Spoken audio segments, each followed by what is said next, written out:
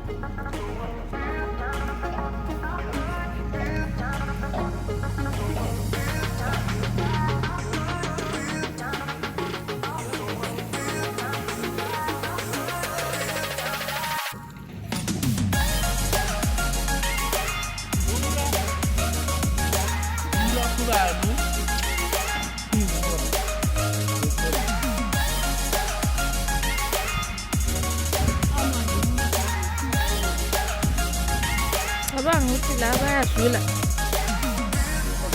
Hey, na fan.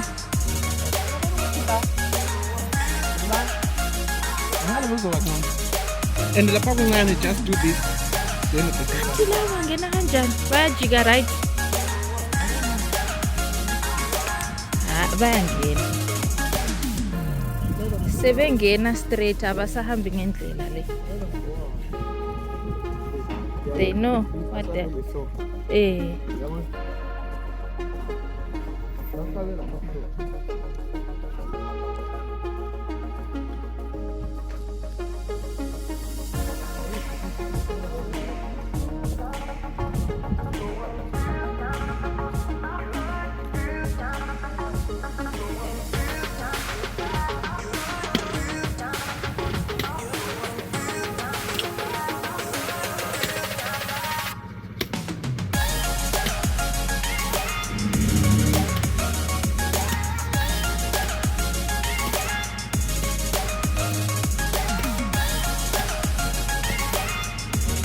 Kumbula that things kukhona enye company but angisakhumbuli igama yiyo le.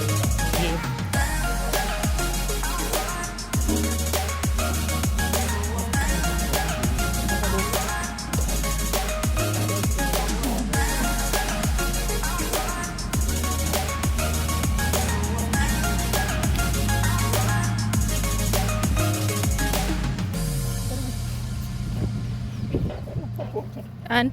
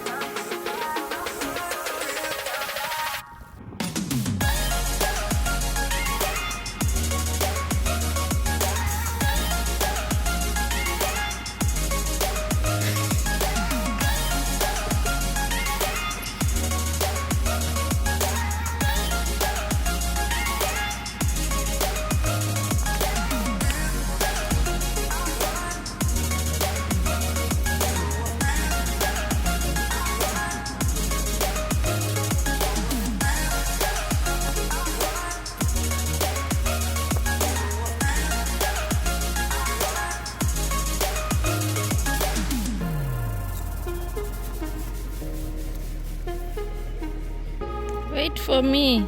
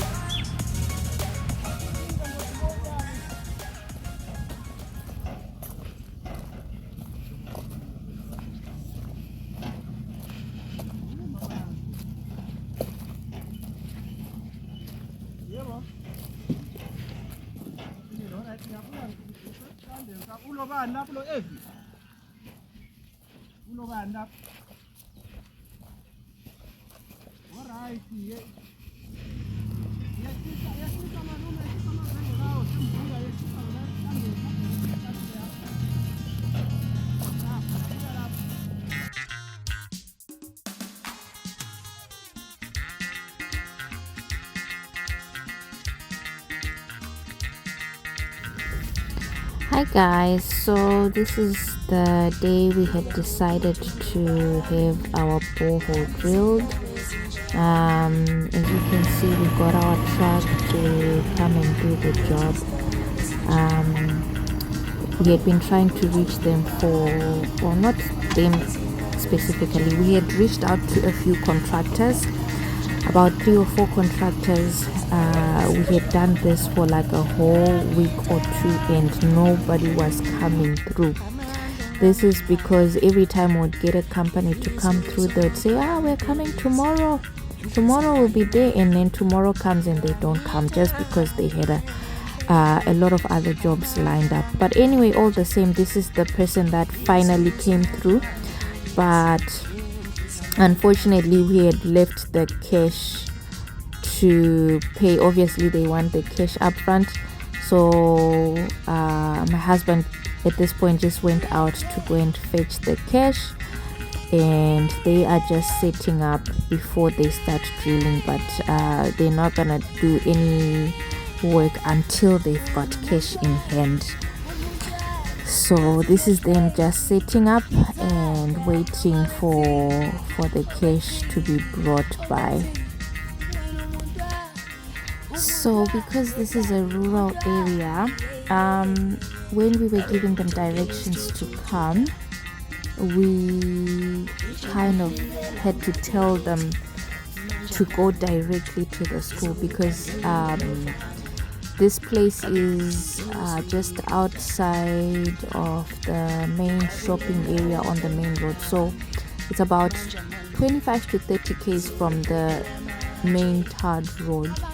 So for us to direct them to the place where they could easily access the piece of land which is just next to the main road, on the dust road, there is no marking or anything that we could tell them to stop there, because that would have been the easiest route for them to take, because it's cleared and there was not going to be any hassle, but they wouldn't have known where to stop. So we just gave them the directions to come to the school, which is the place that you saw at the beginning of the video where the cattle were, because that's like an easier place. Even if they would ask someone by the roadside for directions, they would not get lost. And also from that point, once they had arrived, we kind of debated whether to take them back to the main dust road, which would be easier to access the land, or to just take that same road next to the school, because that would have been a shorter, quicker drive. But of course, as you see in the video at the beginning, it was a short way to go, but there were still a whole lot of stumps in the way, also because the fencing in the rural areas, people kind of drag the fencing and stretch it out so that they have as much land as possible, and the road becomes narrow.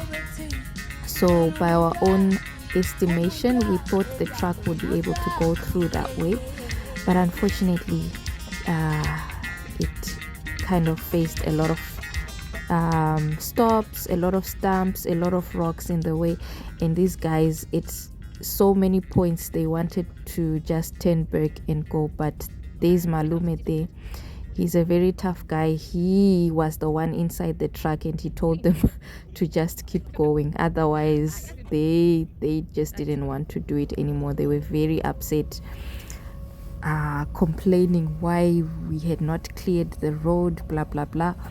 But the truth is, the actual road that they were supposed to have used was already cleared, and but we didn't even bother explaining this to them. Anyway, so this is finally the moment of truth. The money has now been brought. So what they require is for you to pay for the first 40 meters. You have to pay upfront, and thereafter you just top up for any extra drilling that they're gonna do. And as you can see, this guy here, Mr. Shepherd, he is now finally realizing that, you know, it could go either way. You know, all along he was excited, but now in his mind, he's now, after paying that amount, he's thinking, what if, you know, what's gonna happen? What if there's no water? Now I've just paid this lump sum of money, and I'm not gonna get it back. Whether they find water or not, my money is gone. Look at that face, guys. Just look at that face. Oh my god, this guy was so stressed. But as for me, I was just still having my excitement in the moment. So yeah, now they're gonna start drilling, and now of course it's the moment of truth. We're gonna know whether we get water or not.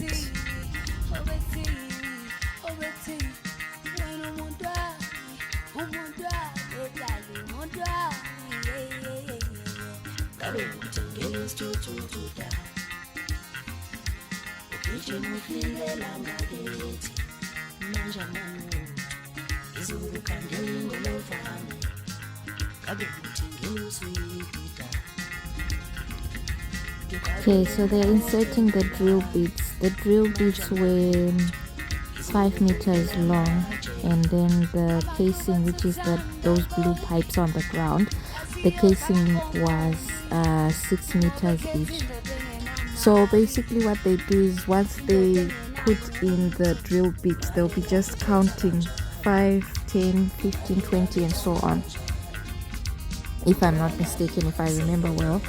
And then after they reach the point where you kind of want them to stop, when you've reached the point where you've got water and you are satisfied with the job, then that's when they would start putting in the casing.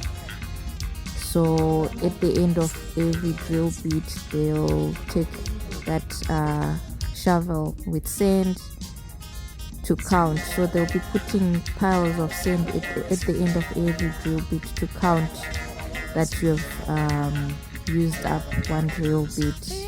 At the end of each one, they take a shovel of sand, and also you can kind of see the soil profile from each pile, because as they go down, the color of the soil changes as well. And also when you get to a place where there's a rock, you will kind of see the soil changing as well. So here we're still going through the soil. This is mostly the top layer, so nothing much had changed at this point, but the tension was actually building up.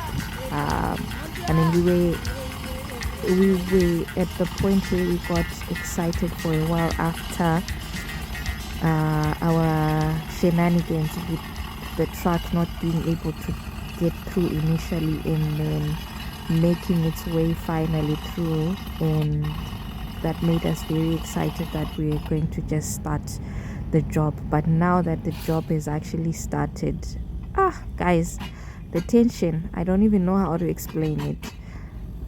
Especially once they just explain to you that you have to pay up front, whether they get the point where they find water, or if they don't find water, you're just paying for the first 40 meters.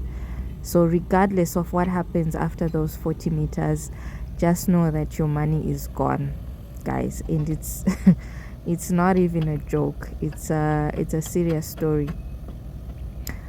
And also there's the other guy there, he's cooking sadza. These guys, they literally live in the bush. When they came to us, they told us they were just coming from Victoria Falls. They were on the road the whole night trying to get through to us. So the other guy is cooking for them, they actually had a bunny tsuro mukati momo mutruck. They had tsuro, and they had bought some vegetables at the school to just eat together with their sadza.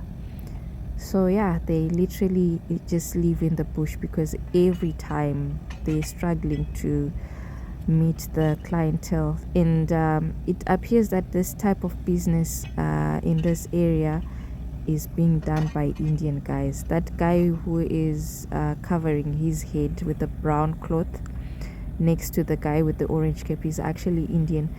So he owns the truck, I think, or the compressor that is on top of the truck. It seems like it's a joint venture from what the guys were discussing. So one person owns the truck with the wheels, the other person owns the compressor, and so on and so on. Right, guys, so can you see this dust? Can you just see all this dust? This is not smoke, but it's dust from the drill bit that has just hit a rock.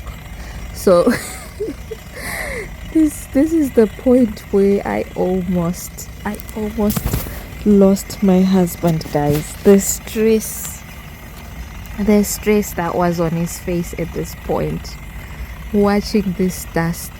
Oh my god, guys, you will not believe how stressed this guy just became.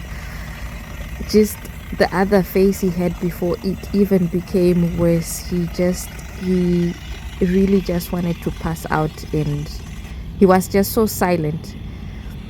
Like, I've never ever seen a man that stressed in my life.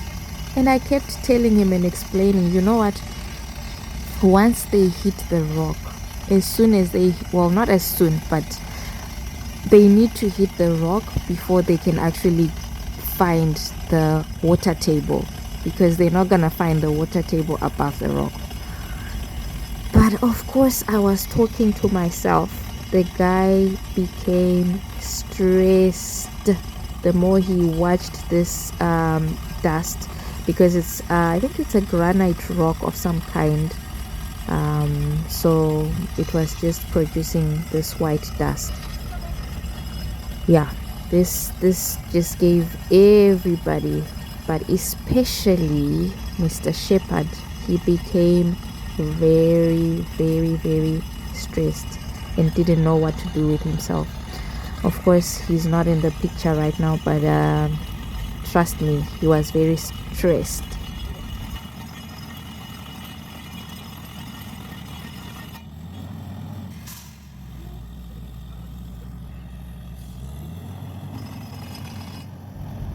So at this point, it's another drill bit going through. Remember, we've just realized we've hit a rock, right? And I think this was the third